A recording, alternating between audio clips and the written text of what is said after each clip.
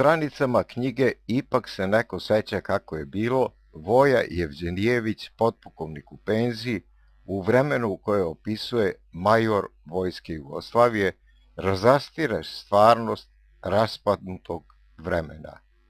Opisuje lično doživljeno i preživljeno sa porodicom, kolegama u uniformi, običnim vojnicima, patriotima i onima za koje ova reč nije imala značenje. Opisuje bremenita vremena za Srbina i Srbiju i u poglavljima iznosi sećanje i po svojim sudovima istinu sa kojom će se mnogi složiti. Ova knjiga sastoji se iz 4 dela. Prvi deo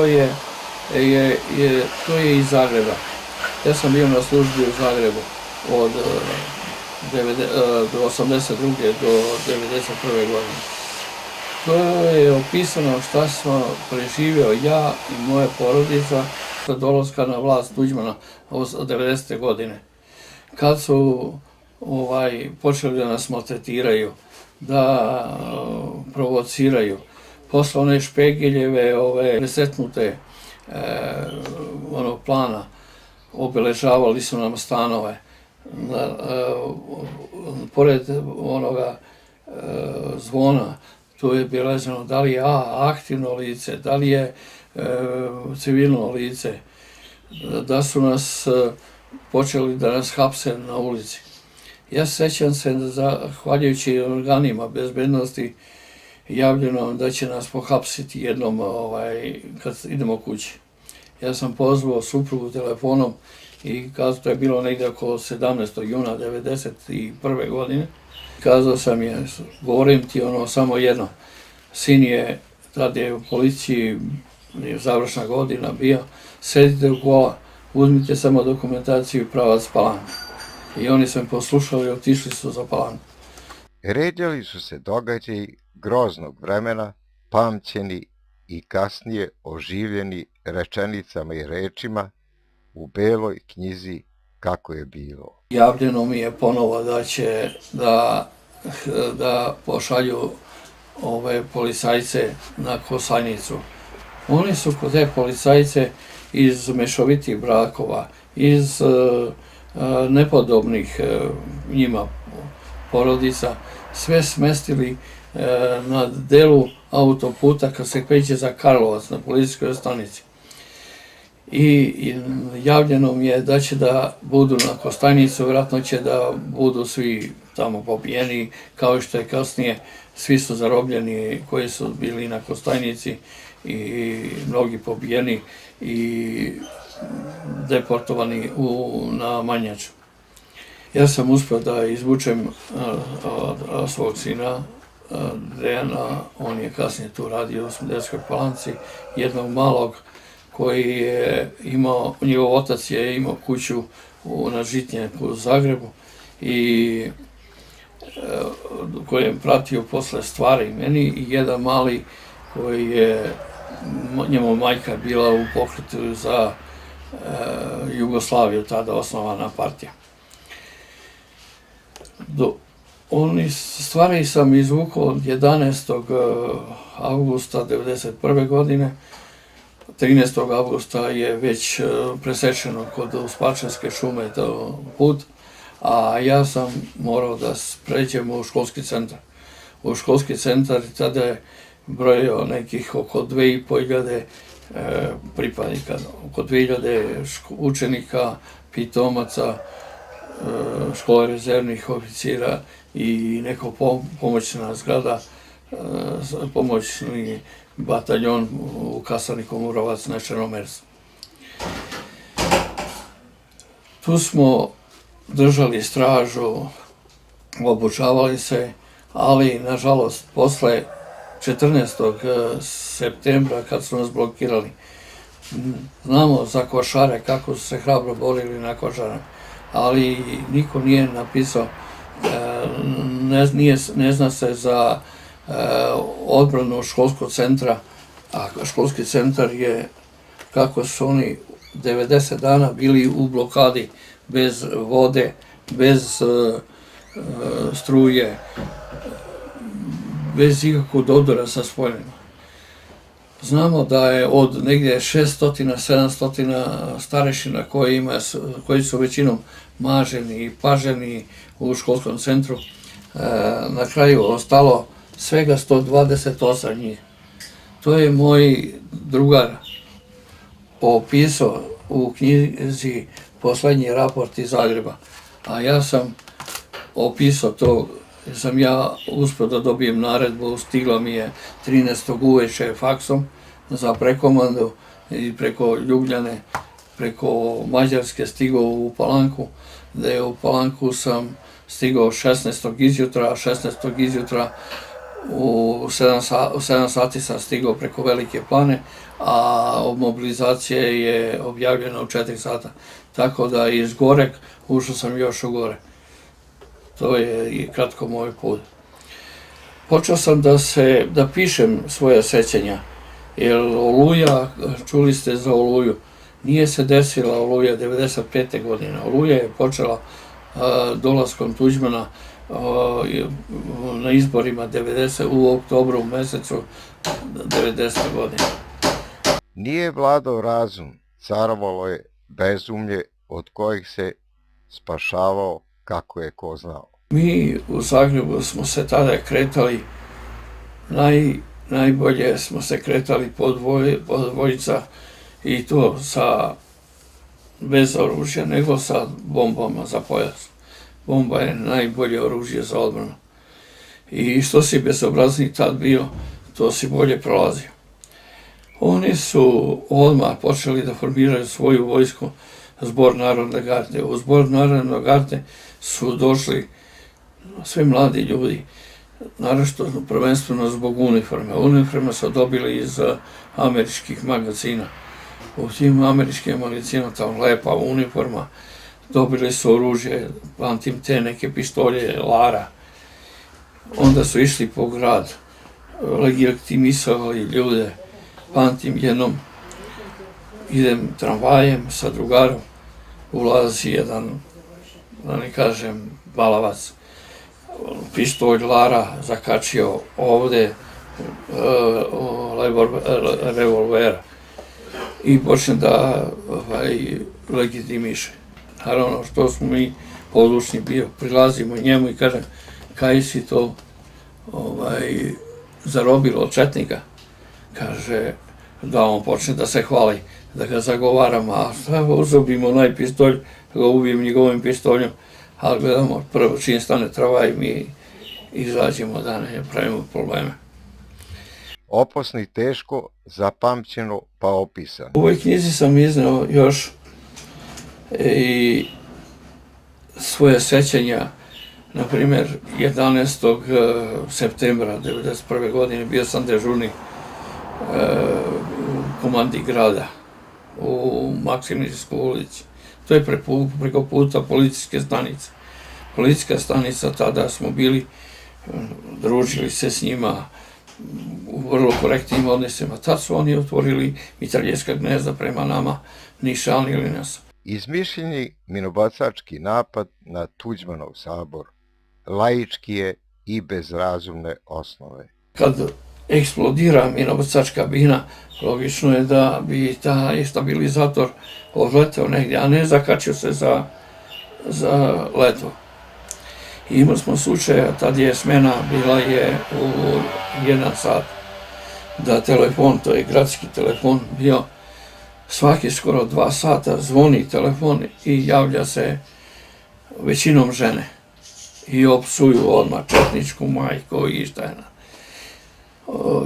I opsuju i zatvore telefon. Negdje izutra u 8 sati javi se muški glas i kaže, opsuje na majku i kaže, hoće da zaleti se u kasarnu, to je pored puta bila dežurana sa eksplozivom, to je u Libanu beše, u Bejrutu, gde onaj Amerikanci, se letio su Amerikance kad je pobio. I ja kažem, pukle mi film i kaže, pa majku i Miloševiću i Tuđmanu, zašto da ginemo ja i ti? A on onako neodlučan, Pa rekao, jesi vidio na Saboru, mu opišem to, da li je logično da se zakači tamo stabilizator. Kaže, pa što četnici pucaju na nas, na naše dečke. Pa rekao, ako neko puca na tebe, logično je da će da mu odgovoriš.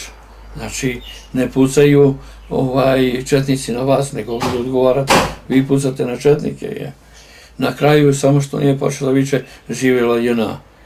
Ljudi samo gledaju jednu stanicu i totalno su dezinformirani. Opisuje Voja i boravak ratne jedinice 1001 od Ilače preko Šidskih Banovaca, Sremskih Laza, Starih i Novih Jankovaca, Mirkovaca, sve do Ježeva ispred Vinkovaca.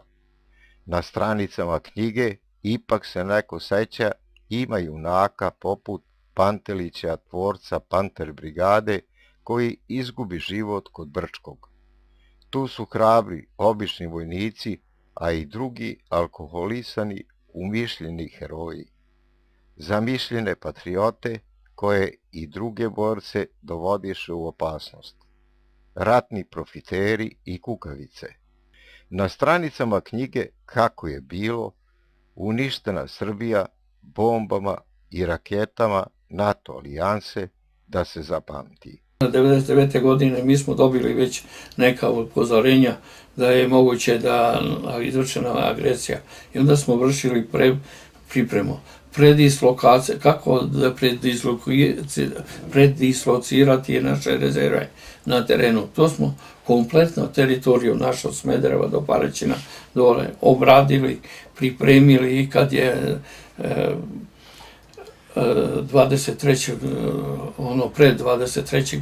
2 dana pre, dobili smo naređenje da se predislocira, izvukli smo sve materijalne rezerve, jedinice smo deo mobilizali, tako onda smo angažovali sve izviđačke jedinice, lovce, da pretražuju teren. Tad su i našli na 2 mesta lokatore koje su neke naše ratno izdajica ili unapred pripremljeni ljudi postavili lokatore. A zašto služe ti lokatori? Lokatori služe kad iz Avaksa raketa Tomahawk ide ili ne, onda ide Tomahawka iz Avaksa i lokator ga urakli i on potreplja tačno gde treba.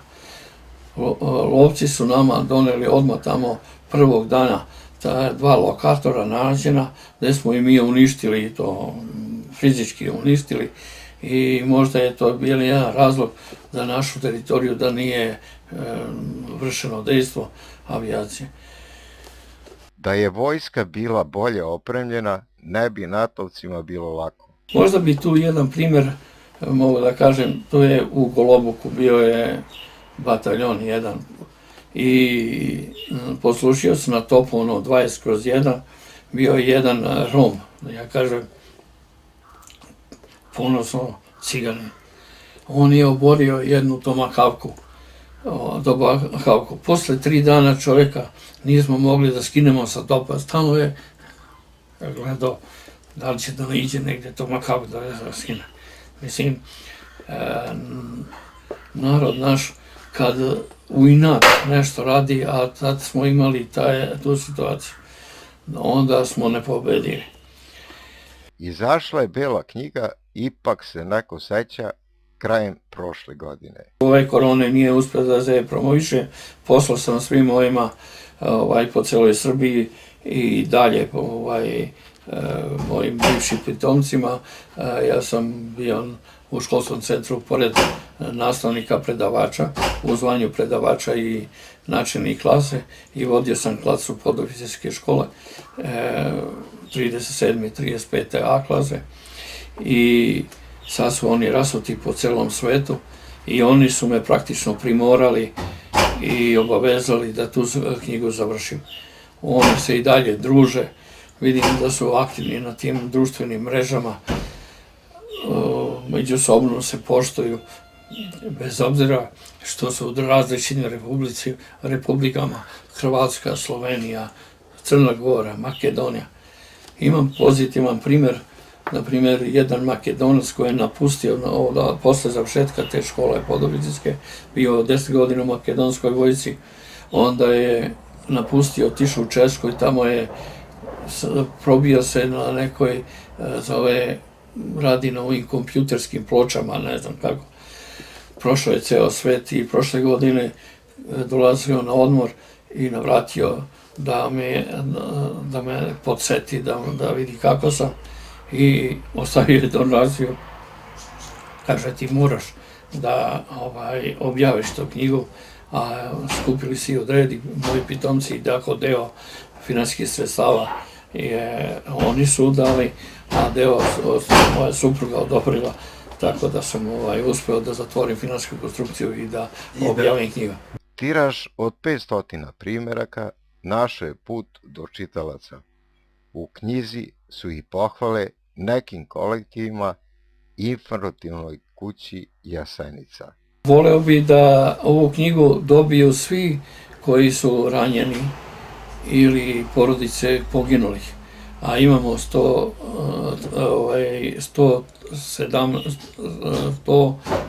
ranjeni i 17 smrti.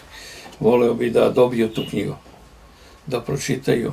A tu ima s nama u jedinicu, kao jedinstveni slučaj, ja moram pohvalim vas, Skale, da ste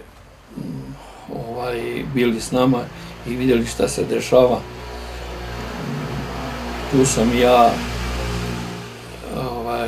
i svoje zapažanja dao i kako intervjue sve koji su vršeni za vreme te 1991. godine. Posebno bi još i ja istakao neke radne organizacije koje su nam te 90, naročito 99. a i 91. godine pomagale.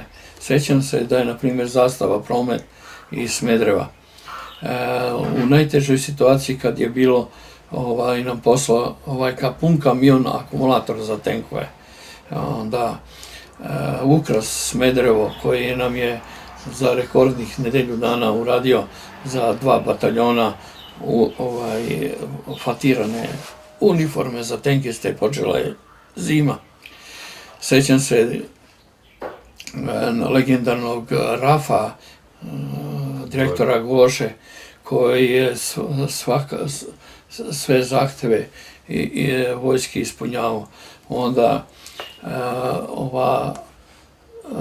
Bosch pumpe, automehaničarska radnja, Bisenić Nene, koji je besplatno nam pomagao, radio. Onda Biba Struja, on je pomagao elektriku, pa na primjer Vuličević, vulkanizer, krpio gume. Voja Stevanović iz Grocke, on je čovjek došao iz Nemačke, imao je servis sa tim za te pumpe specijalne, sve nam je besplatno potrebno radio. Tako da zahvalnost tim ljudima te 99. godine. Ili se sećam neka firma iz Beograda od koje smo snabdevali se rezervnim delovima, ona je sedište imala kod arene i kad sam došao za delove, ona kaže sve stavljamo sve delove na raspolaganje, samo nam javite, ali nemojmo goreve. Rekao, vi se snađite za gorivo, a gorivo sam imali koliko god hoćete. Naše rezerve, sećam se, bile su oko 120 tona. Mi u tom vremenu imali smo preko 800 tona goriva, jer oni su potrebili naš rezervoar u Kniću, gore je gorevo, a mi smo izvlačili gorivo dole izvlačili gorivo, jako je gorelo gore. Šta bi još kazao? Pa evo, recimo, ono što je interesantno, što ja pamtim, ja samo da podsjetim, municija nije nedostajala. Kad je u pitanju tehnička služba i uopšte otklanjanje kvarova na oružju i na... Snabdevanje je perfektno funkcionisalo, zahvaljujući obučenosti i prethodnoj pripremi. Malo nam je škripilo i tenantsko obezbeđenje, ali počeo da nastupa zimski period, hrane je bilo u izobilju, naročito terenu gore Slavonije. To je neverovatna količina stoke je bilo koja je lutala, to je skupljeno, a većina su i naše jedinice i neodgovorno se ponašalo, da su ne počeli nekontrolišeno da to kolju dokle nismo stavili to pod kontrolom i obuzdali. To je veliku ulogu u obuzdavanju i donošenju propusa i pravila. Tada mobilisani veterinar s nama u jedinici bio Teofanović, sećam se Teofanović Vladica, onda intendant koji je Popović Zoran, onda vozač koji je vozio, bio lični vozač iz Velike Plane, Miladinović Vujica, koji je vozio, samo natakne onaj šlem i vozi. Onda sećam se Popović Zorana iz Azanje, koji je bio pratioc, koji je veoma hrabar čovek bio. Ima još u ovoj knjizi imena tih koji bi mogu da se setim. Sve je to popisano i zapisano, ali ja se sve je dokumentovano. Da, ja se sećam i poređenih čaura od onih u Jankovcima, u starim Jankovcima. Da. Neko selo ispred Starog Laze, to je srpsko selo bilo, a ispred je bilo hrvatsko selo, ne mogu se setim kako se zove, koje je, oni su, ako su imali kumovske veze i svakako, oni su jedne noći svi otišli, ostavili tehniku. Ovo srpsko selo, Sremsko Laze su njihove mašine sve stavili na jedno mesto i u knjizi ima ovde objedinili. I kad se posle završila borbena dejstva, oni su vratili A koliko je granata ispaljeno? Dnevno je, imam tačne podatke, dnevno je trošena municija, naša brigada je trošila oko 25 tona, 25,2 tone municije dnevno i negde oko 60 tona goriva. Ja bi i opet jedna čudna situacija. U Sremsko Laze, gde sam ja bio stacioniran, osjećala se situacija neka, sve normalno funkcioniše, ali nešto praznina. Tek kad su ovi meštani od nas tražili, od mene, dozvolu da odnesu hranu decu, a oni su decu predislocirali u Delibratsku Prešaru. Tek sam ukapirao kako je prazno gdje dece nema. Kad dece nema, to je mnogo prazno. I još bi jednom istakao nešto, u svim događanjima ovde, većina ljudi koje se učini se nešto za njih ili 95% zaboravi to. Ali možda nekoliko procenata kad se u najtežim trenutima seti, to ti satisfakcija za sve. Imao sam u Zagrebu taj slučaj, krećem se onako da izgubim vreme i naletim na jednog bivše vojnika u Pirotu, koji je neki 70. godina, neki, posle sam znam, gde on imao je 3 brata i otac koji su radili sa tim sa vozilima, popravljali i prodavali dalje. I on meni kaže, ajmo u birtiju tu, odemo u birtiju i ja rekao, pa vidi šta se dešava, da li, šta misliš, kaže, kaj im jebe, mater, kaže, važno da smo mi ljudi, to je uvijek se nađe neki koji pozitivno ima odnos i ta posebna zahvalnost i kod ti se sve ono loše što se dešava se vrati. Za dobre događaje i dobre ljude u njima Voji lice zasija, ozari. Za teške, neljudske obori pogled, zastane. Vidi se da mu je teško da ponovo sve to preživljava. Na linijama dejstva raspade se bratstvo i jedinstvo. Pretvorilo se u krv i mržnju, u pobunu bezumlja prema čovečnosti. Kažem, još jednom bi se zahvalio mojim pitomcima rasutim po cijelom svetu. Pokušao sam da obradim i policiju na tom delu 99. godine, ali nešto sam naišao do pre jedno 4 godine na zid ćutnje, ne samo u policiji, nego i kod naroda koji su bili. Nekako nisu želeli da govore, da se ne zamere nekome. Tek kad je počelo da se priča o Košarama, ljudi su počeli da pričaju. Možda bi bilo i više priča o ovoj knjizi. Naprimjer, Slava Manojlović, nekadašnji moj školski drug, stari vodnik, tada rezervnik, koji je greškom nije trebao da stigne kod Bosanske Gradiške i našao sam ga tamo kako je disciplinovano vodio vojsku, ali ili kako je kod ne Bresije, nego Orašja, kad je mobilizacija bila, ovi Draškovićevi upadali unutra, počeli da bune vojsku. Sve je to obuhvaćeno i napisano ovde i sve dokumentovano. Bilo bi lepo da dobiju ti knjigu.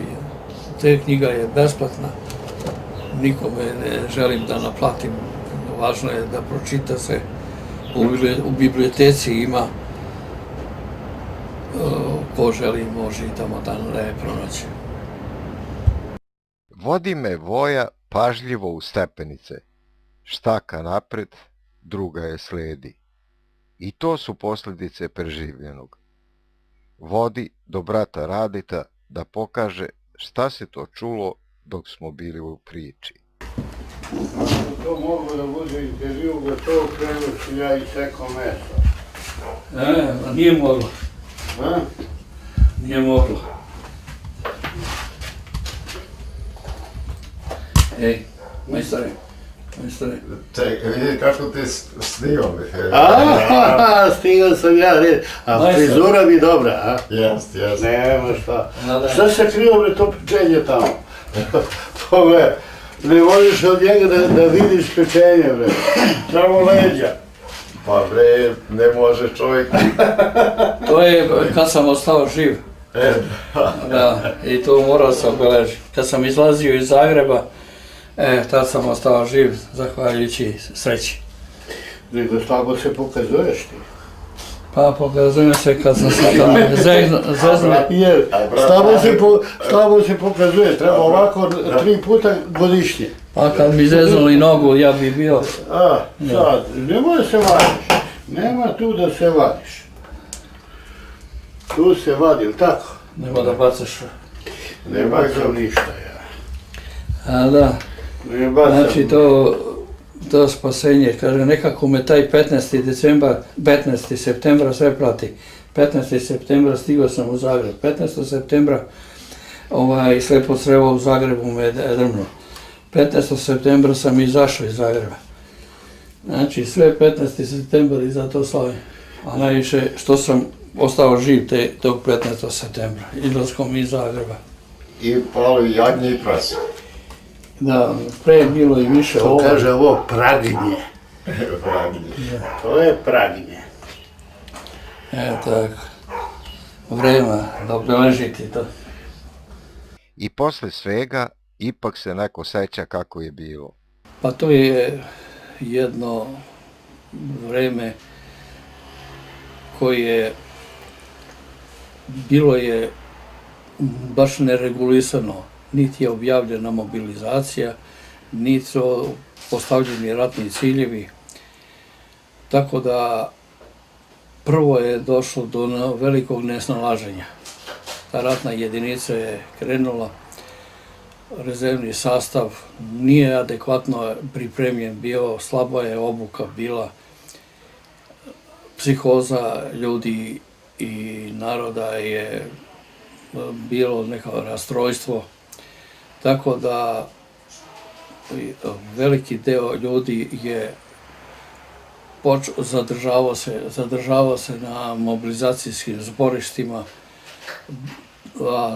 Pravilo je da nakon mobilizacije jedinica posle 24 sata ona treba da krene ili na gađanje ili na promeni se, a oni su ovde smo se zadržali čitavih 5 dana. Onda su se umešali razne političke partije, stranke, počeo narod da dolazi, porodice da dolazi, narod nije znao šta da se radi. Tako da jedinica je najzad, kad je krenula, došlo je do velikog osipanja. Krenuli smo prema Šapcu, do Šapca, u Šapcu je opet jedan deo je nastavio dalje prema Bosanskoj Gradiški, a jedan deo je rasturio se u Šapcu. U Šapcu smo izvršili demobilizaciju jedinice sa narodom iz Loznice i Šapca i tad sam uvideo koliko je taj narod Šapca i Loznice odgovornije od naših ovde koji nisu osetili. Narod Šapca i Loznice pamti još 1914. godine kako su agresor Austrijanci ubijali, rušili, palili i sasvim odgovornije su se ponašali nego naši sa ova teritorija. Naša jedinica je sastavljena od pripadnika iz Smederevske Palanke, Velike Plane, Smedereva i Mladenovca. Posle dolaska i demobilizacije u Šapcu krenuli smo za Banja Luku i Bosansku Gradišku. Tu smo se zadržali jedno vreme gde jedinica se stabilizovala, vršila obuku i mogu da istaknem da je narod te Bosanske krajine nas oduševljeno tamo primio, hranio i ulivali smo njima poverenje. Ali opet se pojavio jedan izvestan broj pripadnika koji nije hteo da ide dalje i došlo je do rasula i da nas vrate nazad za Palanku. Ja sam tada bio na dužnosti načelnika tehničke službe, pa preuzeo i pomoćnika komandanta za pozadinu i kad smo trebalo da krenemo nazad, da se vratimo, komandant tadašnji pukovnik Jardanović me je vratio na Kozarov radi nekih zadataka. U stvari to je bilo vjerojatno cilj inicirano da predamo još neku tehniku. Tad su nam oduzeli 2 topa 76 mm haubicu, jedan 150 i jednu MKŠK. Kad sam se ja vratio, to je jedno 15 km od Podkozorja gore, vidio sam da stoji tehnika naša. Da je to s nama zarobila policija, odnosno milicija krajine. Kad sam vidio da od toga nema ništa od tehnike, vidio sam naših 16 dobrovoljaca koji su tada krenuli iz te Bosanske Gradiške. Oni su krenuli kao dobrovoljci da na jednom ispred doma tu stoje i kao da su zarobljeni. Onda smo pitali će da se vrate nazad, oni nisu hteli, ali su se ipak posle vratili, predomislili, ali su ostavili oružje tamo. Jedinica se vratila u Palanku, a ja sam uvideo to kako je stanje i svratio sam u komandu korpusa, gde sam se tad sreo sa generalom, odnosno pukovnikom tada Mladićem i načelnikom štaba Talićem, gde sam napisao šta se dešava. Kad sam podneo izveštaj, vratio sam se u Palanku i došlo do sređivanja jedinice. Nakon sređivanja jedinice, mada nije potpuno sređena, ponovo je izvršena mobilizacija i otišli smo na Pasoljanske livade. Tu je vršena obuka, dopuna jedinice, ali i trebali smo ponovo da krenemo. Kad je trebalo krenuti, opet je došlo do rasula jedinice. I rekao bi da je više od 50% nije krenulo. Mnogi su krenuli, odnosno 1/3 svega krenulo. Kasnije su mnogima proradila savest i došli su, a bili smo u reonu Šida, odnosno ispred Vinkovaca. Tu smo Mirkovci, Jankovci, Mirkovci, Jankovci, to je teritorija Sremsko Laze. To su iskoristio i naše neodlučnost i neodlučnost gde su dejstvovali po nama. Poznato je da oni su gađali nas sa onim pokretnim Charlijem i nanosili nam gubitke, ali se tu pokazalo da je prethodna obuka ili kad je trebalo raditi sa tim ljudima, nije se radilo. Ljudi su opustili se, nisu se pridržavali režima vatre, a veliki uticaj imao je i alkohol. Tako da gubitke smo imali relativno velike, 17 mrtvih i 113 ranjenih. Posebno mi istako te ljude koji su tada krenuli i svojim primerom osvetlali obraz. Istako bi posebno rad sanitetske stanice, među njima u prvoj mobilizaciji doktora Glišić Tome, koji je posle prve mobilizacije i propadanja mobilizacije otišao u gore kod Darovara, gde je lečio ljude kao ortoped. On je svakakve intervencije imao. Za komandanta te sanitetske jedinice postavljen je Čika Ivanović, a jedan glavni hirurg je bio Žarko Čolić. Gledao sam ljude te kako rade savesno, odgovorno, stručno. Imali smo primjer jedan gde je jedna devojka je bila granatom probodena i ona ne bi sigurno preživela. Oni su na licu mesta gde su imali stanicu i ta ekipa bez anesteziologa izvršili intervenciju, zakrpili je i poslali onda dalje, ta je devojka preživela. Istakao bi još pozitivne primere, a to je, na primjer, kad je iz Male Plane trebalo krenuti Srećko, seća se imena, Srećko i Jovanović Miško, oni su povezali municije, je bio puškar Jovanović Miško i Stojačka. Onda da u našoj jedinici bilo je jedinstven primjer, 3 direktora, a to je Moda Lazić, nažalost pokojni, Andra Arsenijević iz Goše, mislim da je Koma, i Jovanović Boban iz Železare Smederevo. Ipak se neko seća kako je bilo. To sam obuhvatio dokumentovanim primjerima ljudi kako su radili i kako su se ponašali. Zaboravio sam da kažem, nažalost je i doktor Dule Jovanović, sad pokojni, koji je tad bio načelnik saniteta i sećam se kako je on uvek izvlačio te mrtve, ranjene, ali njega više nema. I posle svega, ipak se neko seća kako je bilo.